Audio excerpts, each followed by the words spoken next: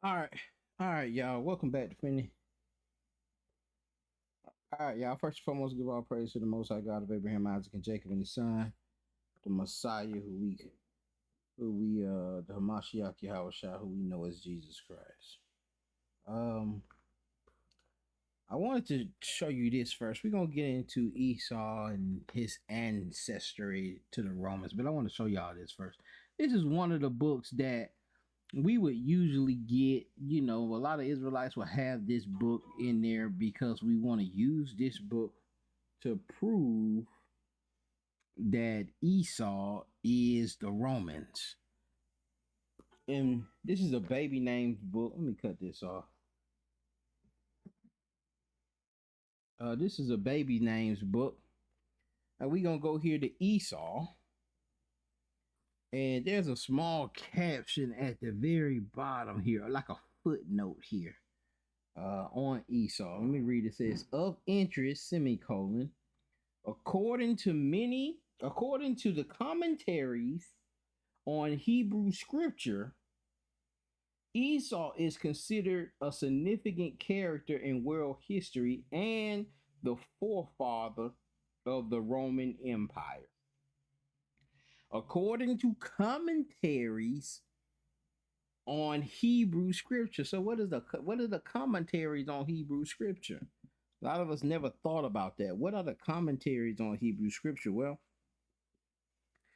commentaries are stuff like the Midrash, the Talmud, and from there, this woman who is uh, a Jewish scholar, a little head scholar, um, she of course she used some Hebrew commentaries to gather that information that she put there in the footnote. Now she did use the text in the other part to say who Esau was, and pretty much gave a Genesis 25.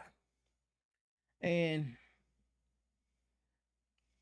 the point of me reading that was because we don't know how she came to that. You know what I'm saying? We just use that to say, look, even they say that the Romans are the Romans are Edomites. Even they say it, even in their commentaries. But today we'll see how they came to that conclusion that the Edomites are Romans. All right. We'll see today. All right, so we got an article pulled up here. Esau, the ancestor of Rome, from Tor.com. In the Bible, Esau is the ancestor of Edomites who live on Mount Seir, southwest of Judah. So, how did rabbis come to associate Esau and Edom with Rome? All right, and that's a great question you should be asking yourself, or we should be asking ourselves. How, if Mount Seir is southwest of Judea, how did we get to the point of saying that? Y'all. How do we get to the point of saying that Esau are the Romans when the Roman area is north, way northeast? So how do we get some people that were southwest to be the progenitor or forefathers of some people that were northwest? So how did the rabbis come to associate Esau with Edom, Esau and Edom with Rome? And it's 4th of July, y'all. So, folks out there popping firecrackers and guns. So y'all bear with us. Two main factors are at work here: Christianity and Herod.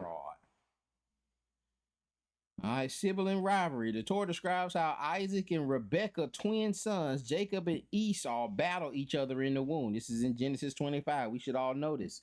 Genesis 25:22. This battle in the womb continues through their birth. All right, 25:24. As Jacob and Esau grow up, their competition continues.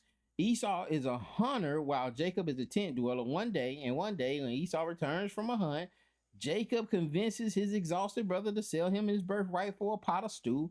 In a later story, Jacob finally overtakes his older twin when he tricks their elderly blind father Isaac into blessing him with Esau's blessing. Genesis 27:29.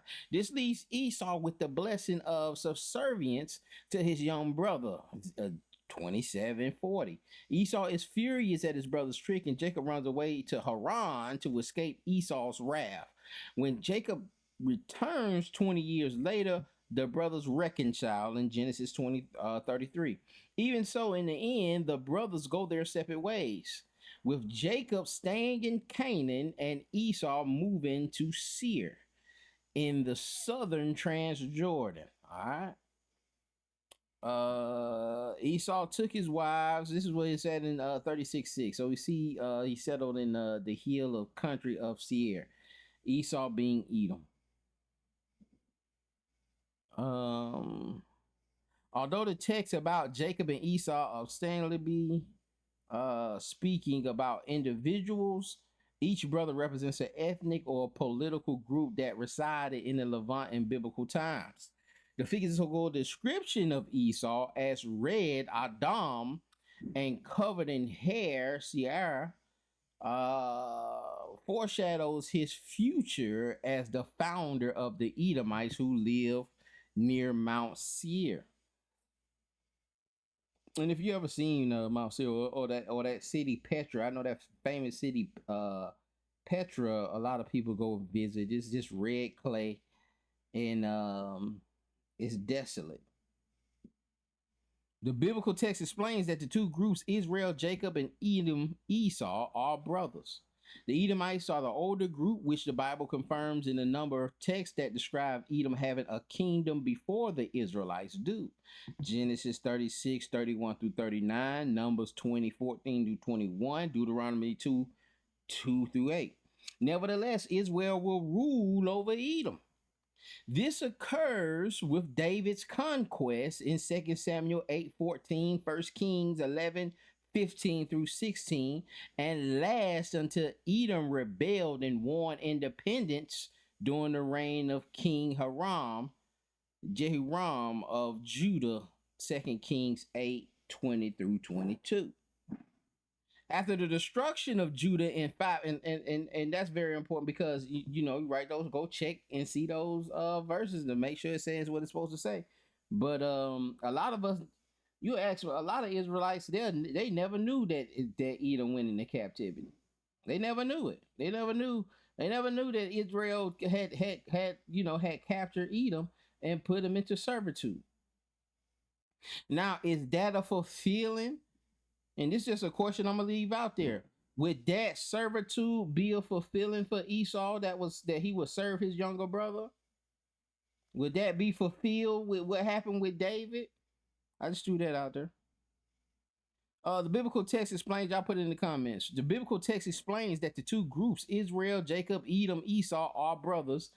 The Edomites are the older group, which the Bible confirms in Numbers. Okay, we just read this, didn't we? Yep. After the destruction of Judah in 586, the Edomites, who sided with the Babylonians in their conquest, Psalms 137:7, expanded their territorial holdings westward all the way to Ascalon, settling in much of what was once southern Judea, including Hebron. Hebron, land given to Caleb and the Calebites. All right. We'll talk about that another time. Why does Caleb have his own land and his own tribe called Calebites? We'll deal with it. When the Judites, or just do your research. That's a question. Do your research. When the Judites began to return in late 6th century BCE, the Edomites were entrenched in the south, and antagonism between the groups was heated. Centuries later, when Maccabees rebelled against the Syrian Greeks in 167 BCE, the Judeans also took their flight their fight to the Idumeans. All right, First Maccabees 5, verse 65. Next with adjustment, whatever that means. And Judah, I think this is the verse. And Judah and his brothers went out and made war on the sons of Esau in the land to the south. And he struck Hebron and its daughters and tore down its fortress and burned the towers all around it. So Hebron had been took by the Edomites while they were in captivity, and the Maccabees went and took back Hebron, a land that Moses promised to Caleb and the Calebites. After the establishment of Judea as an independent polity, the Hasmonean high priest, and y'all gotta excuse me, you know I'm not the brightest. Not the brightest out the box. And after the establishment of Judea as an independent polity, the Hasmonean high priest John Hyrcanus, and we went through this, 134 through 104 BCE, conquered the Idumeans and forced them to convert to Judaism. This is also in Josephus of Antiquities, chapter 13, 13:9. Thus, for the second time, Jacob ruled Esau. If do you want to say it's fulfilled here? Y'all put the comments in the. Does that fulfill that you will serve your younger brother? Y'all put that in the comments. This basic sketch of the relationship between polities of Israel, Judah, Judea, and Edom, Idumea, during the political and Second Temple periods indicates that Edom was a polity that ruled from the Mount Seir area from Wadi al-Hassa, southeast of the Dead Sea, in modern day Jordan or southward, and eventually extending westward to Ascalon on the Mediterranean coast and northward up to Hebron in the Second Temple period. And yet, rabbinic midrash associates Esau and Edom with a completely different geographical area. The city of Rome in the Italian peninsula, and speaks as if Rome are all Edomites. And we do that today. A lot of us in Israel, we associate with all white people with Edomites. You know, you ask brothers, well, who is Japhet? You know, who are the Japhites? Where they at? Where they go? Who they get? Brothers, you know, brothers is making 18 nation charts. In every white nation, they put in Edom. ain't no Japhites nowhere. Ain't no Japhites nowhere on the map.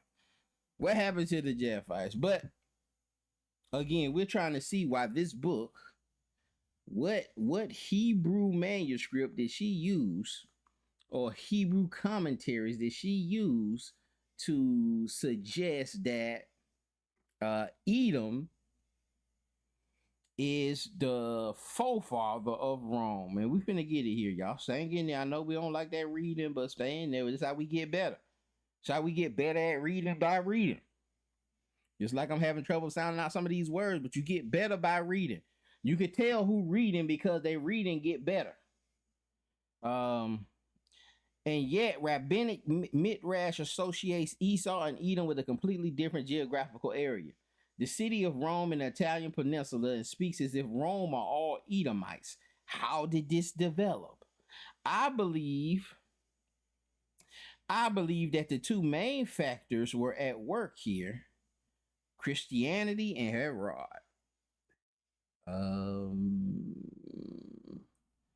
Shalakia.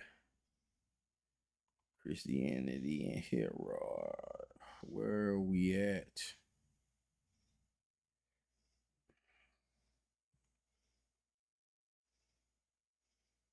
All right, here we go.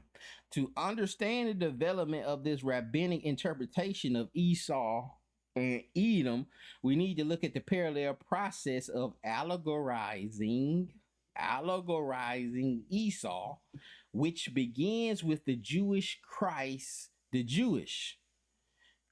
believing homilecticis Paul of Tarsus. It's gonna start with Paul. Early Christian readings of Jacob and Esau used as a metaphor. Early Christian readings. In the epistle to the Romans, Paul reminds his readers that God chose Isaac and not Ishmael among Abraham's son, because Isaac was the child of promise and not just a child of the flesh.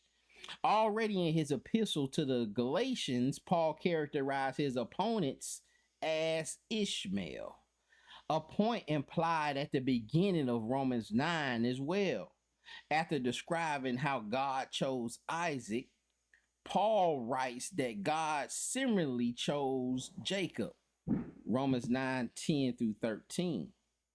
When Rebecca had conceived children by one husband, our ancestor Isaac, even before they had been born or had done anything good or bad, so that God's purpose of election might continue. Not by works, but by his call, she was told, Genesis 25:23, the elder shall serve the younger. As it is written, Malachi 1:3, I have loved Jacob, but I have hated Esau. By tying the choice of Jacob to the choice of Isaac, Paul implies, but does not state outright, that his followers should be identified with Jacob and his opponents should be identified as with Esau. Okay, the epistle of Barnabas. A lot of us don't subscribe to the epistle of Barnabas, but this is what it says.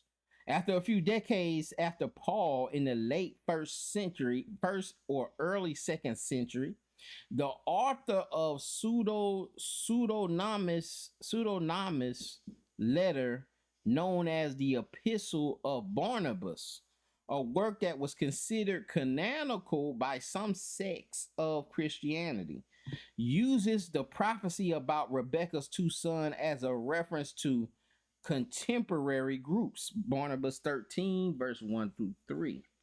This is what it reads. But let us see if the people, Jews, is the heir, or the former Jesus followers. All right, this is where that replacement theology comes in. It started first, second century. And if the covenant belongs to us or to them, do the covenant belong to the Jews or the believers on Christ or Christ's followers? And if the covenant belongs to us or them, hear ye now what the scriptures saith concerning the people. Isaac prayed for Rebekah, his wife, because she was barren, and she conceived. Furthermore, also Rebekah went forth to inquire of the Lord, and the Lord said to her, two nations are in thy womb, two peoples in thy belly, and one people shall surpass the other, and the elder shall serve the younger. You ought to understand who was Isaac, who Rebekah, and concerning what persons he declared that this people should be greater than that.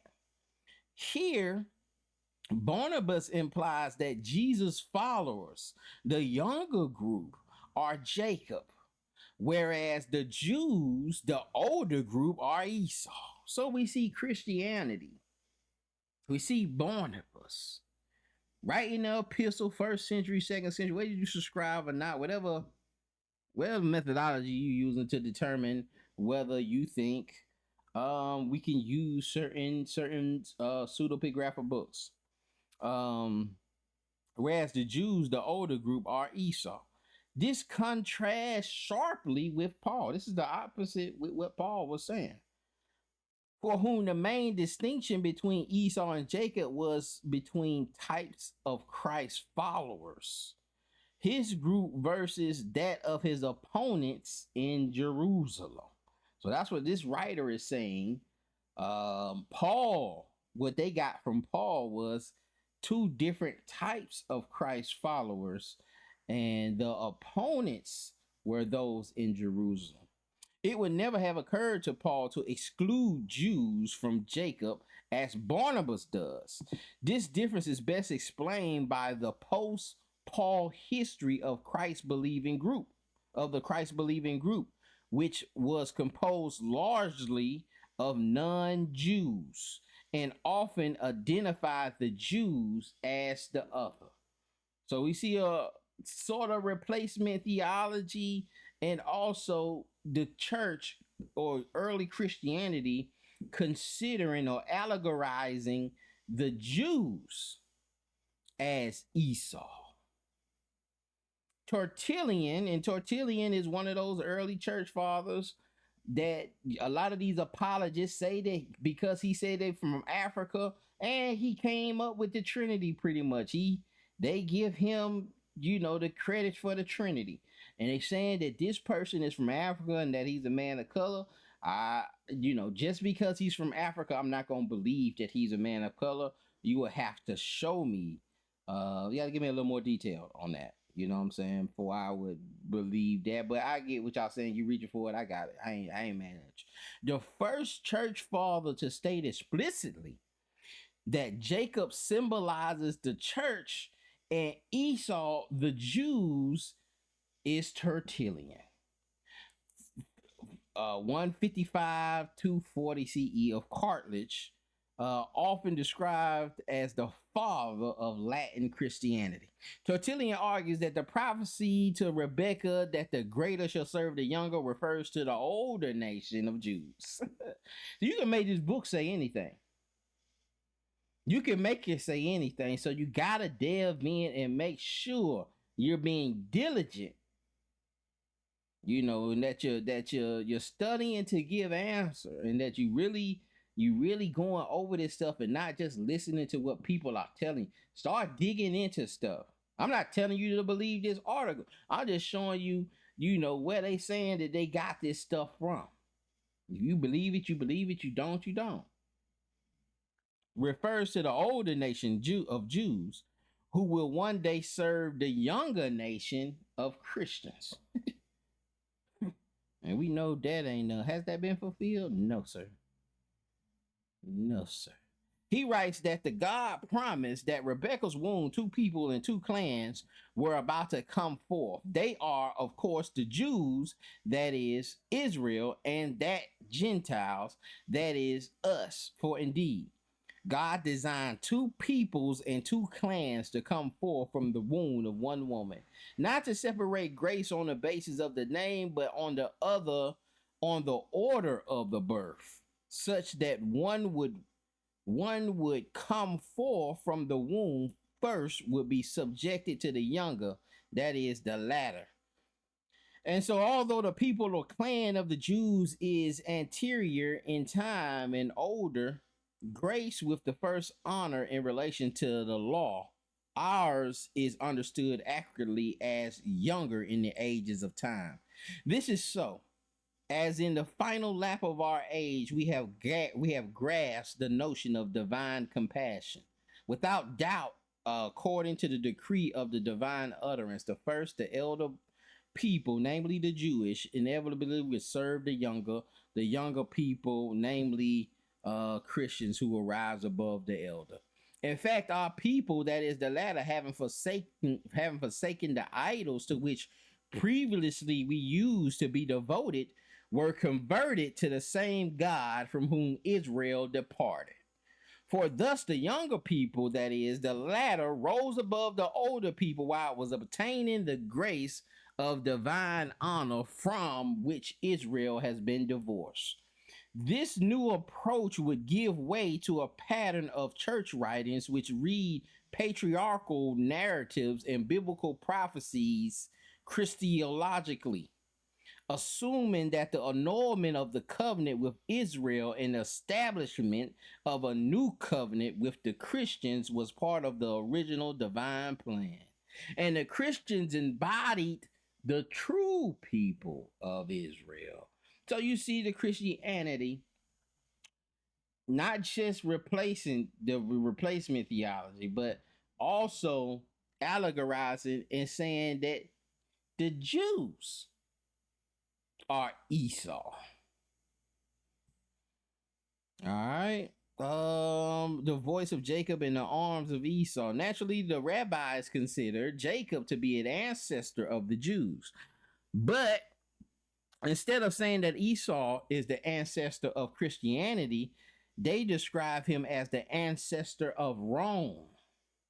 The earliest example of this connection in rabbinic literature appears in Jerusalem Talmud, 4th, 5th century CE, glossing the scene in which Jacob dons furry goat skins to pretend to be his hairy brother Esau, and Isaac, who can no longer see in his old age, grows complex. And you can see how one is pretending to be the other, and they're using that allegory to switch things around because Jacob switched things around when he deceived his father and was given Esau's blessing.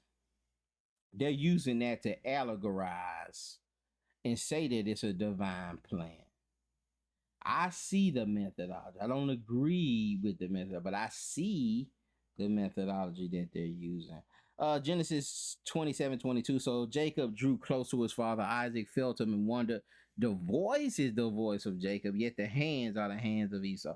The Jerusalem Talmud suggests that Isaac's statement alludes to the pain that Esau's descendants will cause Jacob's descendants.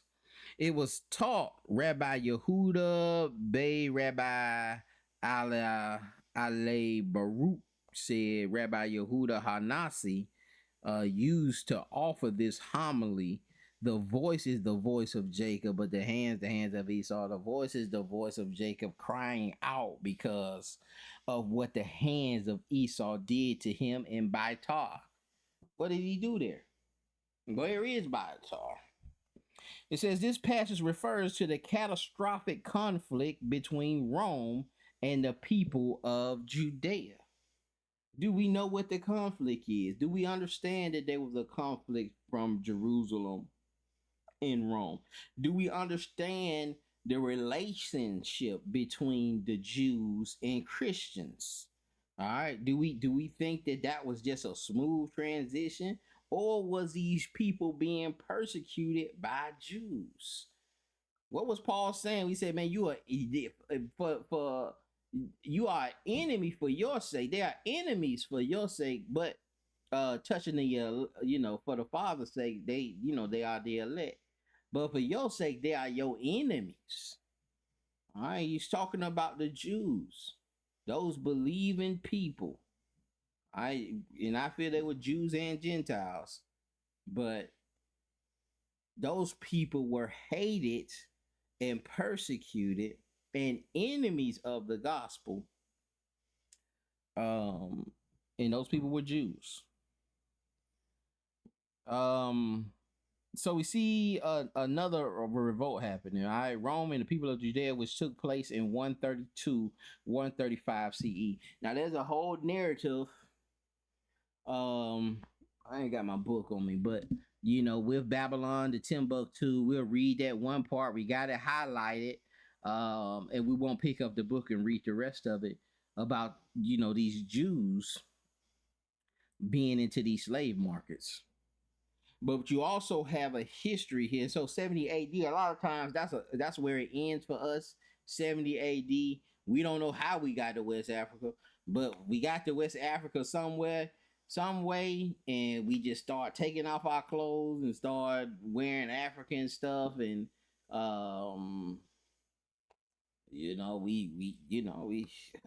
we just lost, pretty much forgot and lost all that culture. We lost our language. We lost all of that. That's what we say. A lot of us don't know how we got to West Africa. We just used the Babylon to Timbuktu, and even though that says we went north and we went here and we went there, we don't even read the next page. A lot of us, and we're gonna go through some of these books. We're gonna continue to go through some of these books that you have to usually get for your care package We'll go through the Arthur 13. I mean, that Arthur Kelsler or whatever his name is, the 13th tribe. A lot of us haven't read that book. A lot of us bought that book only so we could say that these people are the real Jews. But we don't really have the information, and we ain't really quoting that book like that. I have the book, and guess what? I might have read 3, 4 chapters, and then sat it down and didn't really read through it. But we gonna get through that thing, and we gonna see. I know it's we'll deal with that. Let me just stay here because we got a lot. We about halfway through this thing. Um, this passage refers to a catastrophic conflict between Rome and the people of Judea, which took place in 135 CE, popularly known as the Bar Kokhba revolt, rebellion after the Jewish leader Simeon Bar Kokhba. This war resulted in the Romans razing Jerusalem to the ground and the destruction of the city of Baitar, where the Romans believed leaders of the rebellion were stationed. In referencing Baitar's destruction, this Talmudic legend clearly associates the Roman Empire with Esau and presents Jews and Romans as external antagonists. All right, so you see here, because of this catastrophic, because of these, the Jewish Roman wars, all the way dating to that last war, 132 to 135, 3-year war, with this dude who a lot of Jews considered him their only thing because they consider him to be the Messiah. And that's how you know these folks didn't believe in Christ. Because they considering him to be the Messiah 132 years later.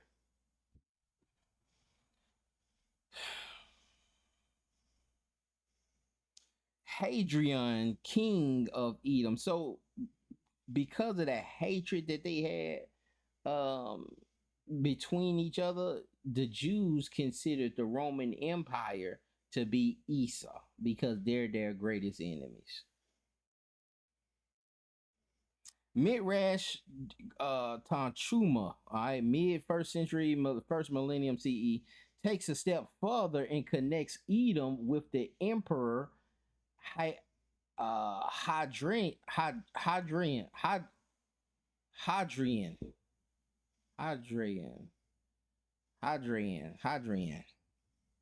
who put down the Bar Kokhba revolt. All right, after Hadrian, king of Edom. All right, this man is an emperor. This man is a Roman emperor, but the Talmudic writings are calling him the king of Edom. We know Edom was destroyed during the Maccabean period and forced to convert to Judaism. Ain't no king. One of more kings of Edom. And after Hadrian, king of Edom, conquered the world, he returned to Rome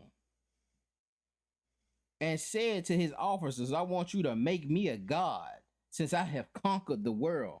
They said to him, but you have not yet established your rule over his God's city and his house. He went, succeeded, destroyed the temple, exiled Israel, and returned to Rome. He said to them, I have now destroyed his house and burned his temple and exiled his people. Make me a god. And Tanchuma here conflates the great rebellion against Rome, which led to the destruction of the temple in 70 CE, with the Bar Kokhba revolt 60 years later, and thus makes Hadrian, not Vespasian or Titus, the destroyer of the temple. Putting history aside, however, we can see how this midrash makes the most powerful nation in the world into one that fears or at least respects the God of Israel. Moreover, Hadrian's subordinates in this story see the real battle in the world as one between Rome and Judah, i.e., between Esau and Jacob. A midrash found in Genesis Rabbi, mid first century CE, also connects Emperor Hadrian with Esau. This is Genesis, and I guess it's a commentary by this particular Rabbi 637 Theodore Albeck. Two nations, two goyim, are in your womb. Two proud goyim nations are in your womb. This one is proud of his world, and that one is proud of his world. This one is proud of his kingdom, and that one is proud of his kingdom. Two prides of their nation are in your womb. Hadrian amongst the Gentiles, and Solomon amongst the Israelites. And so you can see where, this woman who wrote this biblical names book is getting this, because these rabbis were allegorizing, just as the Christians were allegorizing opposing views. The Jews also did the same thing, allegorizing Esau as the Romans. But it's not because of no blood lineage. It's not because, Esau went over there into them nations. It ain't because of no mingling. They're saying this because they were great enemies of Israel. And Esau was a great enemy of Israel. And they're just allegorizing and calling all of their main enemy, especially during that period, Esau. This midrash identifies the two nations in Rebekah's womb with Solomon, 10th century BCE, and Hadrian, 2nd century CE. All right, common area, 2nd century is the empire. Two great rulers of Rome and Israel, respectively. These two rulers were not contemporaries, of course, but each represents its respective kingdom at its most expanded, powerful moment. Heated nations. Genesis Rabbi continues this mad rush with a different reading, suggesting that these are the two hated nations. Two hated nations are in your womb. All of the world's nations hate Esau, and all of the world's nations hate Israel. The most hated of God's son is in your mouth, as it says, Malachi 1. But Esau I have hated. Although Rebekah's twin sons are both progenitors of two nations, most hated by other nations, only one of the sons is also hated by God. The midrash here makes use of the same verse from Malachi by Paul in Romans. God hates Esau, says the prophet Malachi, but in this case, Esau is not a code for Paul's opponents, but for the Roman Empire. So it's not used for Paul's opponents, like Paul uses it when he was talking about Jerusalem, but it's using this to say that Esau is the Roman Empire. We just got a little more, y'all. Well, yeah, we gonna get through it. Y'all just hang in there. In the legend, hold on. All right, the metaphor of Rome of Esau was not limited to Hadrian or even to the Romans who antagonized the rabbis. Even those Roman officers who were beloved by the rabbis are still spoken of as of descendants of Esau in rabbinic literature. According to one Talmudic legend, one instance, Antoninus, probably a loose reference to Hadrian's successor, Antoninus Pius, worries that as a descendant of Esau, he will not be saved. And he has it in here. Antoninus said to Rabbi Yehuda Hanasi, "Will I enter to the world to come?" Rabbi Yehuda Hanasi said to him, "Yes." Antoninus said to him, "But isn't it written, and there should not be any remaining from the house of Esau?" Rabbi Yehuda Hanasi answered, "This refers to those who behave like Esau. In this legend, Antigonus identifies himself as a descendant of Esau and expresses his concern to Rabbi Yehuda Hanasi that this will block his entry into the world to come, since he reads the verse like the rabbis that eradication of descendants refers to the next world, messianic, i.e., messianic times. Rabbi Yehuda assures Antigonus that this prediction applies only to the descendants of Esau who act in a sinful manner of Esau, and does not apply to Esau's righteous descendants. All right, so you see it a little different here, and again allegorizing, but only making those people. And I think this person here, Antigonus Pius, is a Roman, and he's coming explaining like, I might be a Edomite, but this is all allegory. And then he's even telling them, hey, well, it's just gonna be the righteous descendants, even though he's not really a descendant. They're writing this in the legend like this. Herod and the origins of Edom Rome connection. It says, why do the rabbis associate Rome, a powerful city in Italy which ruled the entire Mediterranean world from the 1st century BCE to the late 5th century CE, with Edom, a small province southeast of Judea, which didn't even rule itself? The connection likely derives from historical events associated with Herod the Great. As noted above, in the late 2nd century BCE, John Hyrcanus conquered Idumea, making it part of Judah, and forced its inhabitants to become Jewish. Eventually, one Idumean convert named Antipater, see that in the text, succeeded in becoming an important advisor to the high priest Hyrcanus, grandson of John Hyrcanus. Later, Antipater's own son, Herod, married into this priestly family and became king of Judea. Herod had a strong ties to Roman officials and a deep-seated ambition to rise the ranks of the Roman government. He was notoriously capricious,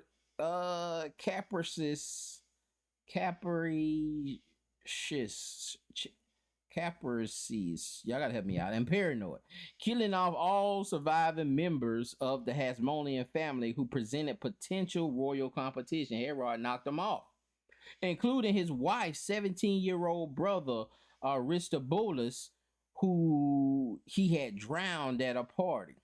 Herod would later kill his wife, Miriam, as well, in addition to her mother and other family members.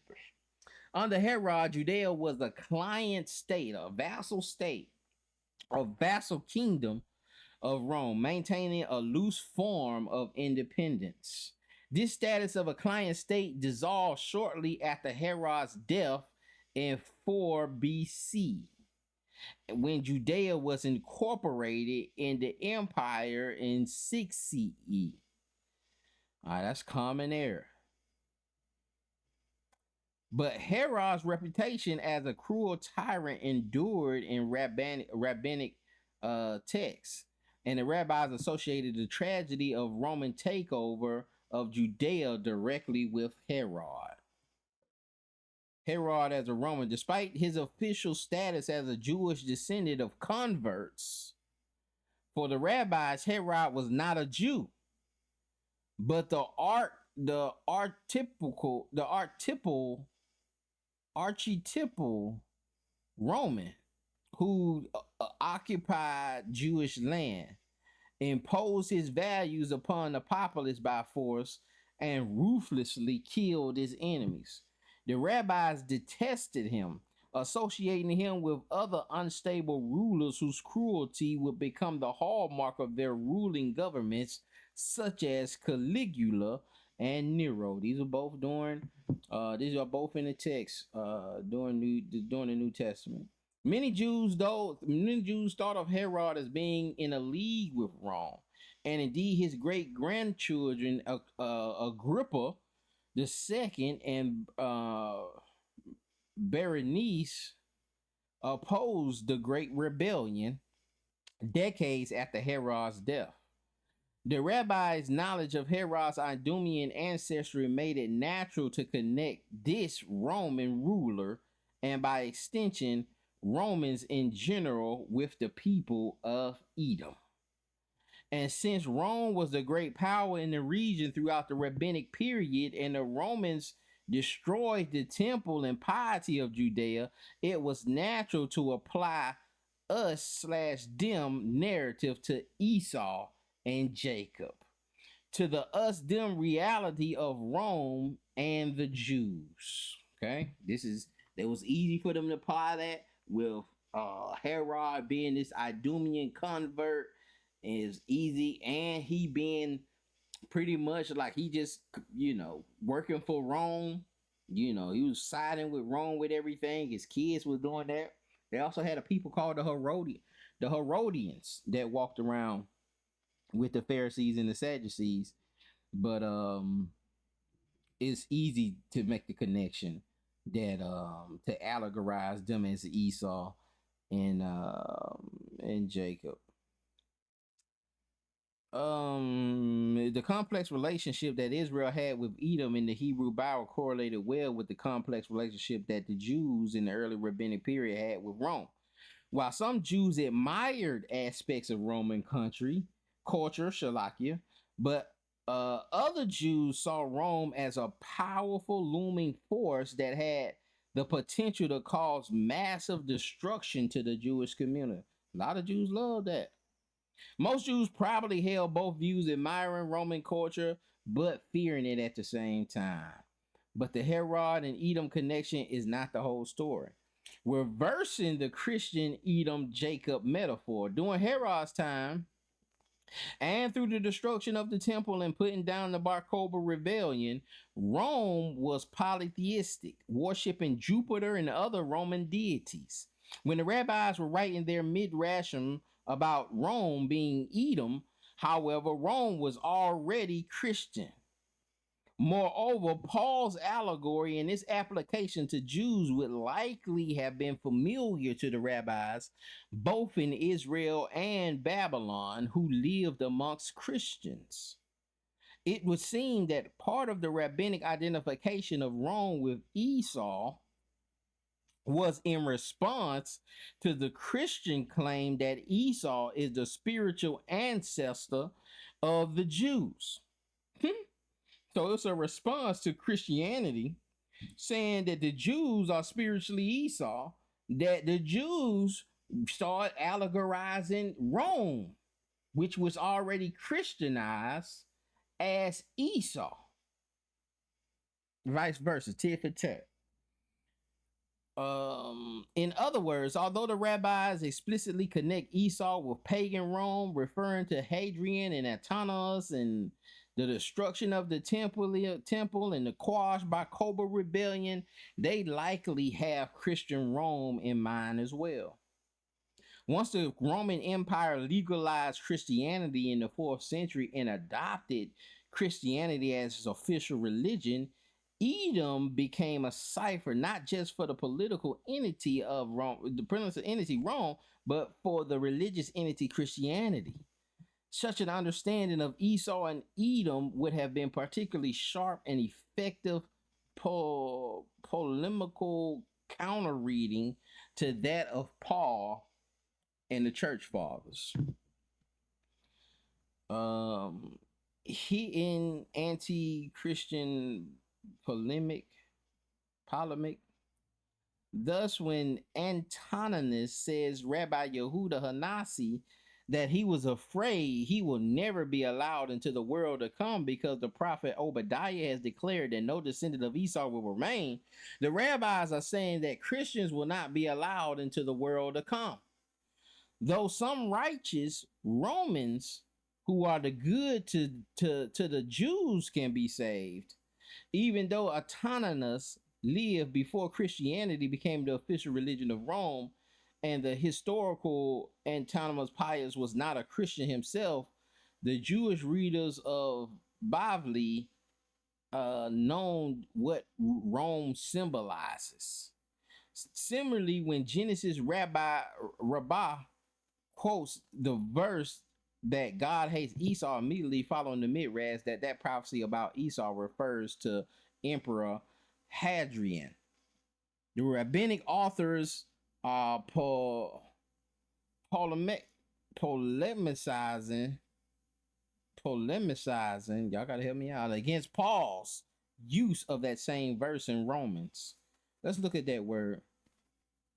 Let's look up the definition for that word. Polemicizing. What is the meaning? To engage in controversy, dilemma, polemic. To engage in controversy. We'll take that. It's pertaining to controversy, disputive, essay, okay. We'll take that. Whatever.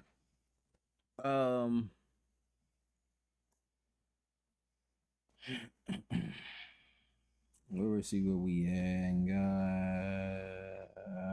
God hates Esau means that God hates Romans. And by extension, the rabbis are saying that the verse means that God hates Christians.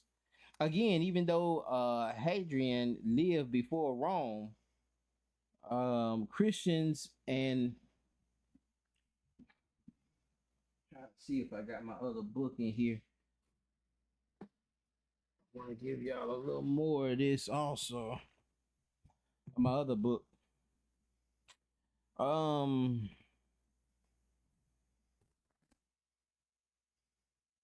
Again, even though Hadrian lived before Rome became Christians and was not himself a Christian, Jewish readers of Genesis Rabbah know what Rome symbolized. Again, continual allegory. All right, we about up out of here. All right, this implicit continual just examples of allegories used, and again, we just establishing why those Hebrew commentaries are saying that Esau is wrong. This implicit polemic eventually becomes explicit in medieval Jewish commentators who use Edom as a cipher for Christianity without the veneer of pagan Rome. For example, a prophecy about the destruction of Edom appears in Isaiah 63:1, which begins when the prophet sees a vision of a man or a being with stained garments. We see that in 61, who is coming from Edom in crimson garments from Basra. Who is this? Majestic in attire, pressing forward in his great might. Asks why his garments are so red. He answers that it's because he has been trampling people in rage and their blood has scattered in his clothing. In his gloss on this verse, Abraham Ibn Ezra writes that the being is God himself. And the reason is because of the decree he made against Edom.